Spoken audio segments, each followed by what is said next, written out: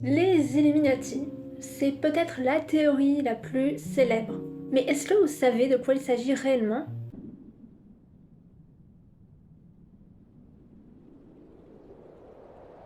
Bon, c'est une théorie qui est un peu dans le même style que celle des reptiliens, soit avec un arrière-goût antisémite, où un groupe de gens contrôlerait secrètement le monde, les banques, les médias et l'économie, et ils sont des petits plongeons sans bébé tous les clairs de lune, enfin bref. Vous voyez le genre. Au XVIIIe siècle, un moine bénédictin devenu agent secret et diplomate, Alexander Horne, partage à l'auteur conspirationniste écossais John Robinson des informations qui poussera à publier en 1797 son bouquin le plus célèbre, Preuve d'une conspiration. Robinson affirme que les Illuminati, illuminés de Bavière, et les francs-maçons complotent en secret pour remplacer toutes les religions par l'humanisme et toutes les nations par un gouvernement mondial unique. Est-ce que vous saviez que la Révolution française de 1789 avait tout à voir avec cette théorie du complot? Pourquoi je m'énerve d'un coup? Est-ce que vous saviez que la Révolution française de 1789 avait tout à voir avec cette théorie du complot? Car dans son livre, Robinson accuse les Illuminés de Bavière d'avoir influencé et incité les loges maçonniques françaises à comploter contre l'État et d'avoir donc initié la Révolution française. Un an plus tard, c'est au tour du prêtre jésuite Augustin Baruel d'assurer dans son manuscrit Mémoire pour servir l'histoire du jacobinisme que la Révolution française a été, en réalité, un mouvement organisé depuis longtemps dans les loges et les clubs, principalement celles des jacobins, afin de permettre à la bourgeoisie libérale d'accéder au pouvoir. Mais avant de continuer, qui sont les Illuminés de Bavière? En 1776, un professeur de droit canonique, Adam Weishaupt, décide de fonder une société secrète qui suit la philosophie des Lumières. L'objectif des Illuminés de Bavière était de promouvoir l'éducation et la philanthropie, de former une élite progressiste, s'opposant à la superstition et à l'influence religieuse dans la société bavaroise, alors dominée par l'ordre des Jésuites, une congrégation conservatrice. Oh, bah ça explique les écrits de Baruel du coup. Les Illuminés de Bavière, Illuminati Norden en allemand, voulaient également lutter contre une autre société secrète, celle de la Rose-Croix, jugée paramaçonnique et de nature conservatrice. Adam Weishaupt n'appréciait pas la franc-maçonnerie, donc sa petite société secrète ne s'en réclamait pas. Mais son mépris envers la franc-maçonnerie ne l'empêchait pas de rejoindre certaines loges pour piquer quelques idées. Les Illuminati prônent un anticléricalisme à ses débuts, mais le baron Adolf von Knigl, membre des Lumières et qui rejoint la société en 1780, préfère prendre une direction moins anticléricale. Il juge également bon d'investir dans les loges maçonniques afin de recruter de nouveaux membres. C'est le 1er mai qu'a supposément lieu la première réunion des 5 membres de la société secrète, dans une forêt près d'Ingolstadt, et qui marque la création de l'ordre des Illuminati. En 1785, après avoir interdit la création de tout type de société non autorisée par la loi, le duc de Bavière et suite à des années de répression, Karl Theodor décide d'adopter un deuxième édit interdisant directement les Illuminés de Bavière. Des membres de l'ordre sont arrêtés et des documents qui sont en leur possession sont saisis. À l'intérieur de ces documents se trouvent prétendument des instructions pour pratiquer des avortements ou encore le prêche de l'athéisme. Attends, ces riches élitistes sont en fait de bonnes personnes? Les Illuminati sont en fait des gens bien depuis le début? Alors évidemment, ces idées-là, ça plaît encore moins et ça convainc encore plus les gens à considérer le groupe comme une menace pour l'État ainsi que pour l'Église. Mais l'interdiction de l'ordre ne signifie pas sa fin. Les Illuminés poursuivent juste leurs activités hors de la Bavière.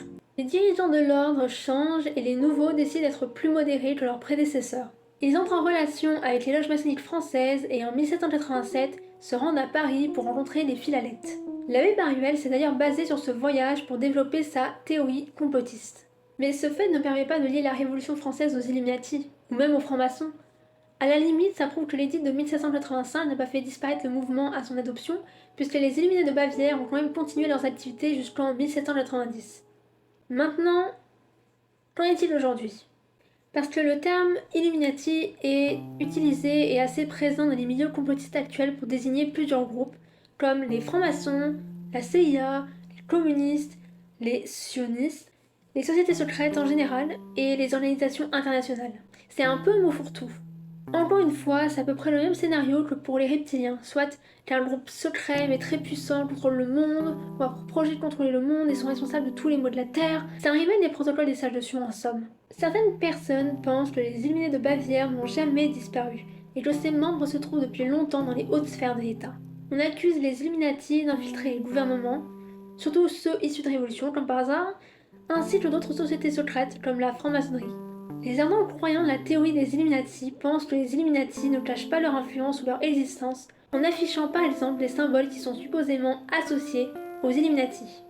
Mais du coup, c'est pas vraiment une société secrète, si? Comme sur le revers du grand sceau des États-Unis, visible sur le billet de 1 dollar américain, où est représenté l'œil de la Providence en train d'éclairer une pyramide incomplète. Sur la pyramide est gravée une date en numération romaine, correspondant à l'année de la déclaration d'indépendance des États-Unis, soit en 1776. On peut lire au-dessus Anuit Coptis et en dessous Novus Ordus Seclorum.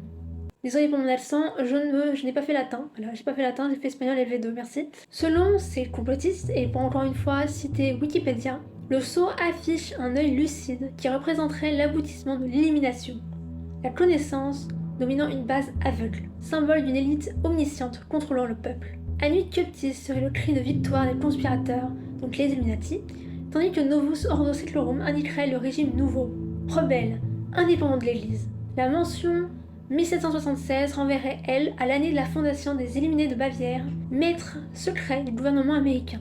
Il faut savoir que certains des pères fondateurs des États-Unis étaient francs-maçons. Ainsi, ils étaient accusés d'avoir été corrompus par les Illuminati. Par contre, avec une telle interprétation, c'est assez facile de voir des Illuminati partout. De nombreuses stars et politiciens sont accusés d'être membres des Illuminati juste parce qu'elles ont fait un triangle avec leurs mains ou caché un œil. Avant de parler de la signification des symboles, je vais parler d'un truc. À force de faire des recherches sur les théories du complot, l'algorithme TikTok ne fait que de me proposer des vidéos sur le sujet. Et je suis tombée sur le TikTok d'un Edgy-Boy, d'un Dark Sasuke, je sais pas, qui prétendait détenir des dossiers très compromettants et très secrets sur les Illuminati. Ainsi, il a révélé un document intéressant et dissimulé, un formulaire pour rejoindre les Illuminati. Vraiment quelque chose qui était très dur à trouver, en effet. Alors en une recherche, j'ai réussi à le retrouver sur l'internet normal. Même pas besoin de m'aventurer sur le deep web. J'ai évidemment jeté un petit coup d'œil à son contenu et ça m'a mené à quelque chose d'assez intriguant. Mais j'en ferai une vidéo à part parce que c'est déjà assez long comme ça. Enfin bref, les symboles triangulaires ou d'œil unique n'ont pas été créés par les Illuminés de Bavière. Dès la Renaissance, on faisait déjà usage du triangle avec un œil pour représenter Dieu notamment.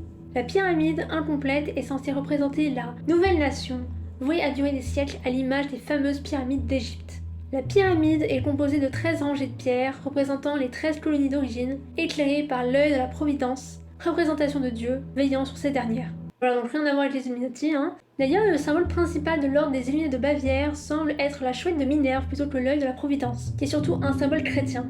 On retrouve notamment ce symbole dans la scène d'Emmaüs de Pontormo.